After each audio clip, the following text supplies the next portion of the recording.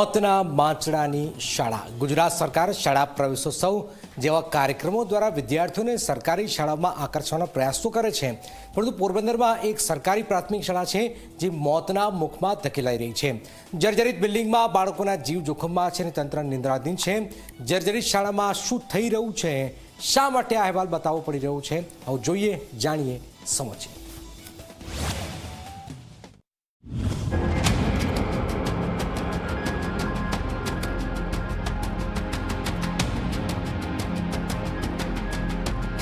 પોરબંદરના ઇન્દિરાનગરમાં Birla D gate અંદર આવેલી સરકારી બિરલા પ્રાથમિક શાળા છે, જે છેલ્લા 5 વર્ષથી જર્જરિત હાલતમાં છે। 2020થી આ બિલ્ડિંગ ખરાબ થયું અને 2022માં સર્વેમાં તે અતિ જર્જરિત જાહેર થયું। છત અને દિવાલોમાંથી લોખંડના સળિયા બહાર નીકળી આવ્યા છે। ચોમાસામાં ઉપરથી પાણી પડે છે અને બાળકોને મોતના માંચડા નીચે અભ્યાસ કરવો પડે છે।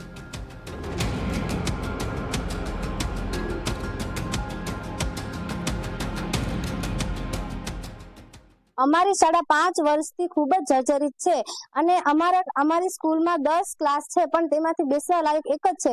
એમાં પણ ચોમાસાનું ખૂબ જ પાણી પડે છે અને ત્યાં મકોડા પણ આવે છે અને અમારી સ્કૂલની મેડી પર પણ ઝાડ ઉગી ગયા છે।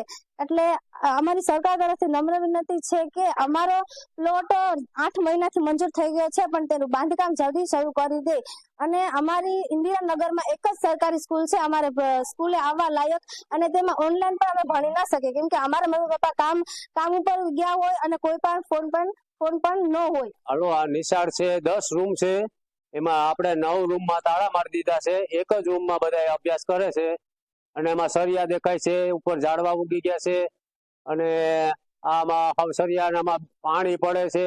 બહુ ચોમાસામાં બહુ તકલીફ થાય છે। મારી દીકરી 8 ધોરણમાં ભણે છે અને એને પણ અત્યારે સુધી કઈ અહીંયા કોઈ ધ્યાન દેતા નથી, સરકારમાં કોઈ ધ્યાન દેતા નથી। સરકારમાં અરજણ મોઢવાડિયાને વિનંતી કરું છું, કેબી મંત્રી અરજણ મોઢવાડિયાને વિનંતી કરું છું કે વહેલા તક આ રિનોવેશન થાય તો એવી નમ્ર વિનંતી કરું છું। આ શાળામાં માત્ર એક જ રૂમમાં 108 વિદ્યાર્થીઓ 2 પાળીમાં અભ્યાસ કરે છે। એક રૂમ પર તો અતિ જર્જરિત સ્ટીકર ચિપકાવ્યું છે। વાલીઓ અને વિદ્યાર્થીઓ ચિંતિત છે, કારણ કે સરકાર કરોડો રૂપિયા શિક્ષણમાં ખર્ચે છે, પરંતુ જરૂરી સમારકામની અવગણના કરે છે। નવી બિલ્ડિંગ માટે જગ્યા ફાળવાય છે તો પણ કામ શરૂ નથી થયું।